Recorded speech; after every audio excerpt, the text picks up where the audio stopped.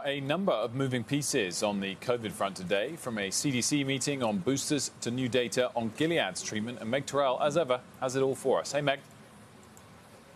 Hey, Wilf. Well, the day started off with a big government purchase of Pfizer's vaccine, 500 million additional doses they're buying at a not-for-profit price that they're going to donate to low and middle-income countries around the world. This brings the total of the U.S. government's purchase from Pfizer to 1 billion doses. Pfizer expects to deliver all of these by September of 2022, and they began distributing those last month. Now, here in the United States, we're talking about booster doses. The CDC Advisory Committee has been meeting all day to talk about the Pfizer-BioNTech vaccine booster. Of course, we're still waiting on an FDA decision on authorizing that booster and for whom. Meanwhile, a lot of comparisons happening between the Pfizer and the Moderna vaccines. There was a New York Times report out today saying that Moderna looks to hold up a bit better over time.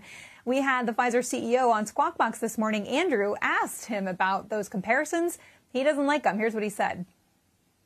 When those studies compare, they don't adjust from the time of the second dose. And also they don't adjust from the fact that Pfizer was given way earlier to elder, high-risk people. And so we are comparing more months of since the first dose from Pfizer and very different population. So he essentially says there are different ways of measuring these things. You shouldn't make comparisons. They're both great vaccines. Meanwhile, on the treatment front, we also got news from Gilead this morning on remdesivir. Of course, this is used in the hospital setting for COVID patients, but they tested it in folks who are not yet hospitalized. And they found that if you give 3 days of IV treatment to folks who are at high risk of severe COVID, they could reduce the risk of hospitalization by 87%. Now, that's up there with the monoclonal antibody drugs, guys, but 3 days of IV administration makes this a potentially tough one to try to give. Sarah? I was just going to pick up and ask, Meg, when the government is buying 1 billion doses for distribution around the rest of the world to give them away for free, do they get a better price from Pfizer than that originally quoted $20 or so per dose when it was last year and it was all a mad rush and there wasn't enough supply, or not?